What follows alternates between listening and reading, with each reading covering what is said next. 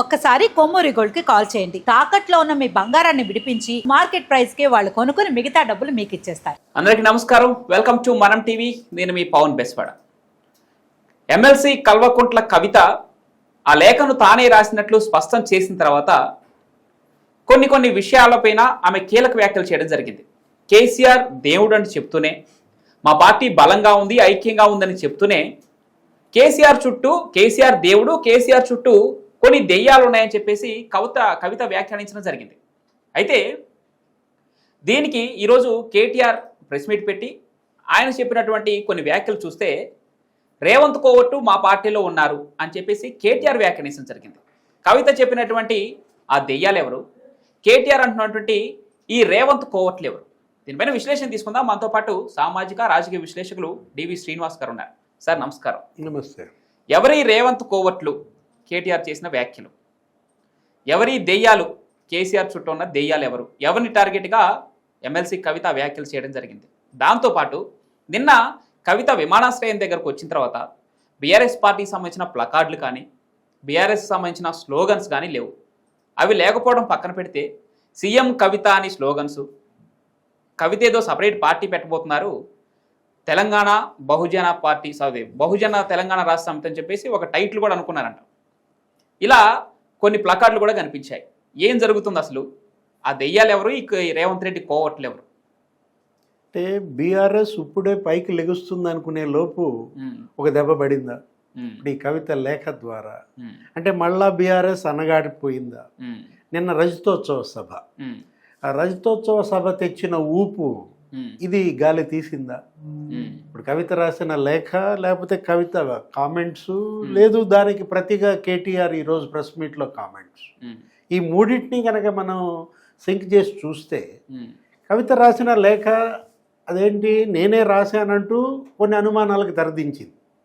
కొంతమంది ఏమంటున్నారు, ఇది పలానా రామ్మోహన్ నాయుడు ఆయన ఇచ్చిన లేఖ, ఏది మీడియా ప్రతినిధి కాంగ్రెస్ ఆడను, లేకపోతే అసలు ఇది అసలు ఉత్తిత్తి లేక ఆమె రాయలేదని అనే అనుమానాలని ఆమె దించుతూ ఏమన్నది, నేనే రాశాను, అందులో ఉన్నటువంటి సారాంశం మొత్తం తెలంగాణ ప్రజలు అనుకుంటున్నది అంటూ ఇవాళ కేసీఆర్ చుట్టూ దెయ్యాలన్నారు. ఏ దెయ్యాలు? కేసీఆర్ చుట్టూ ఫ్యామిలీ దెయ్యాలా, కేసీఆర్ చుట్టూ పార్టీ దెయ్యాలా? క్లారిటీ లేదు. ఇక్కడ దెయ్యాలు రెండు రకాలు ఉన్నాయి. ఒకటి కుటుంబ దెయ్యాలు, రెండు పార్టీ దెయ్యాలు. దానిలో స్పష్టత ఇవ్వాలి. వాళ్ళు కేసీఆర్ చుట్టూ ఉన్న దెయ్యం ఎవరు అంటే మనకు కనపడుతోంది ఎవరు? కేటీఆర్, లేకపోతే హరీష్ రావు, లేకపోతే సంతోష్ రావు. వీళ్ళ ముగ్గురే కదా కేసీఆర్ చుట్టూ ఉండే కుటుంబ దెయ్యాలు. అంటే హరీష్ రావుని మనం పక్కన పెట్టాలి. అతనేంటి పార్టీ పెట్టినప్పటి నుంచి ఆయనతో పాటు అడుగేశాడు. అతను మొదటిసారి మంత్రిగా చేశాడు, కేంద్ర మంత్రిగా. మరి కేసీఆర్ ఉన్నప్పుడు అప్పుడు రాజశేఖర రెడ్డి క్యాబినెట్లో హరీష్ రావు ఉన్నాడు. అంటే హరీష్ రావుకి దీనికి అసలు సంబంధం లేదు. సో అంటే ఇప్పుడు కవిత చెప్పిన దెయ్యాలు అన్న కేటీఆర్ లేదు సంతోష్ రావు. ఇప్పుడు సంతోష్ రావుకి ఆమెకి మధ్య ఏమన్నా ఆస్తుల పంచాయతీ ఉందా? కవిత పేరిట ఉండాల్సిన ఆస్తులు తన పేరిట మార్చుకున్నాడా? ఇది కుటుంబ పంచాయతీగా చూడాలా, రాజకీయ పంచాయతీగా చూడాలి?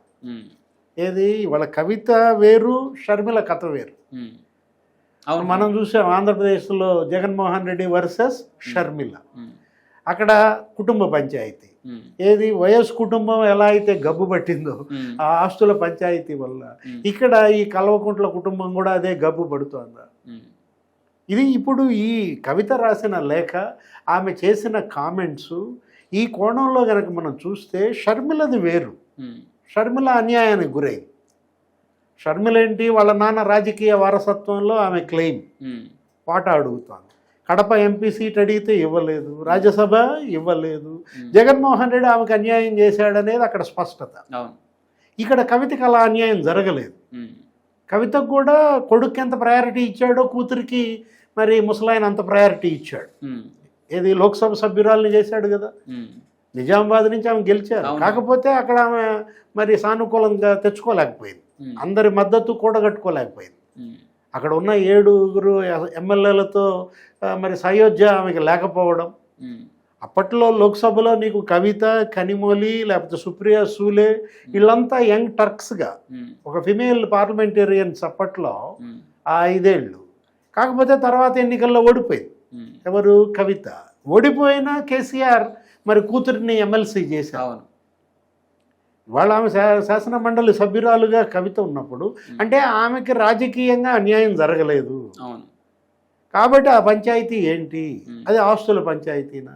అంటే జైలుకు ముందు కవిత, జైలు తర్వాత కవిత. అతీహార్ జైలు 5 నెలలు అందులో ఆమె ఉన్నప్పుడు తండ్రి కనీసం పరామర్శించడానికి జైలుకి వెళ్ళలేదు. అంటే ఇవాళ కవిత ఈ కామెంట్స్, కవిత యుద్ధం తండ్రి పైన, పార్టీ పైన, కుటుంబం పైన క్లారిటీ లేదు. ఏది ఇవాళ తండ్రికి ఆమెకి మధ్య మరి లేనప్పుడు ఆమె ఏమంటుంది? తండ్రిని దేవుడు అంటుంది. అసలు అక్కడ మనకు అసలు సింక్ అవటంలా. దేవుడు చుట్టూ దెయ్యాలు ఉండవు.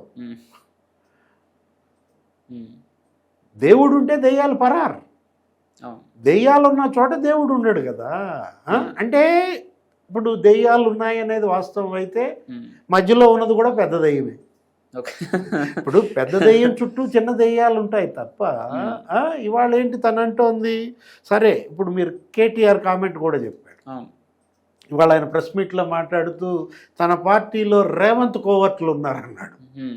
ఇది కొత్త పిడుగు ఒక రకంగా చెప్పాలంటే. బీఆర్ఎస్లో రేవంత్ కోవర్ట్లు అంటే కవితే రేవంత్ కోవర్ట, సొంత చెల్లె ఇవాళ రేవంత్ కోవర్ట్గా అన్న చెప్తున్నాడా? ఆలోచించాలి. అంటే అన్న చెల్లెళ్ళ మధ్య యుద్ధంగా కనపడుతోంది మనకి. ఏది?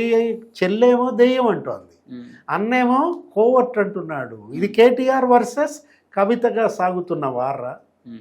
కల్వకుంట్ల కుటుంబంలో కావచ్చు, బీఆర్ఎస్లో కావచ్చు. ఇప్పుడు రేవంత్ రెడ్డికి కవితకి వ్యాపార సంబంధాలు.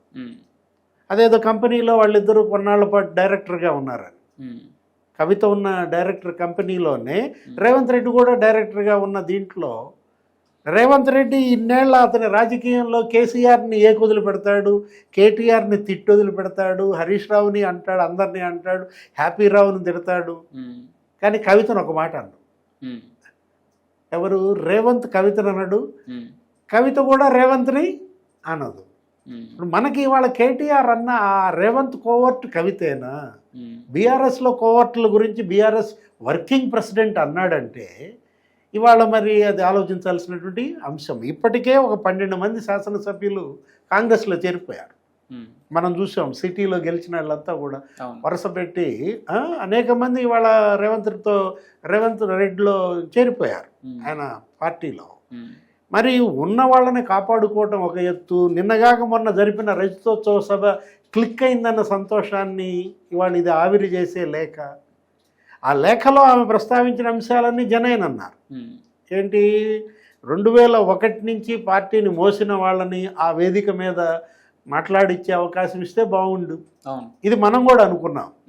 ఎందుకంటే అది రజతోత్సవ సభ.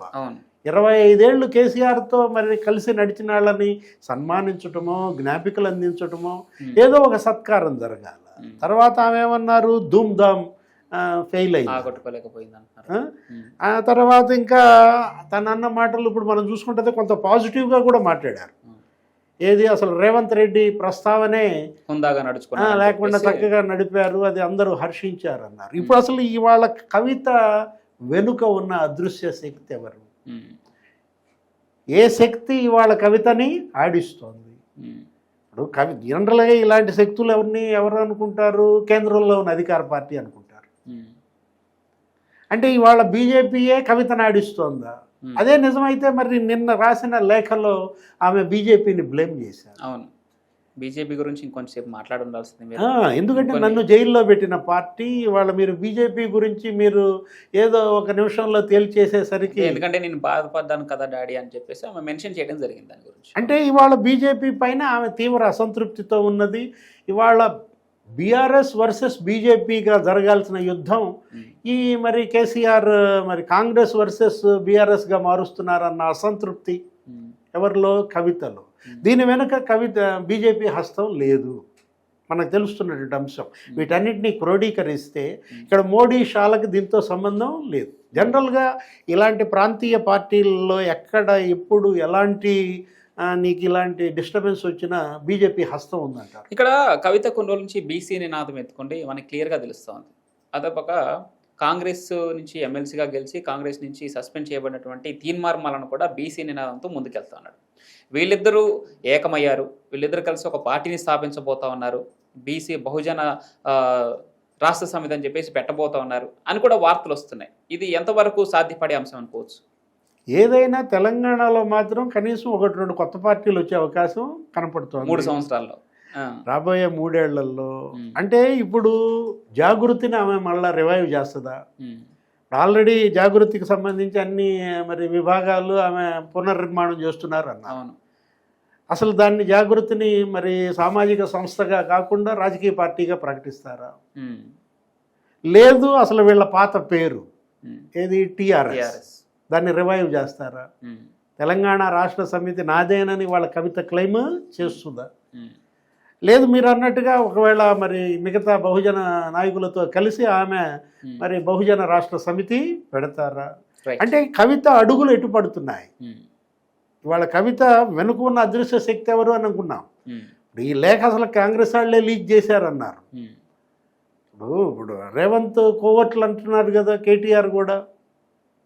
మనం చూసాం అక్కడ విజయసాయిరెడ్డి ఎపిసోడ్, ఎక్కడ ఆంధ్రప్రదేశ్లో విజయసాయిరెడ్డి వెనుక బీజేపీ ఉందంటున్నారు.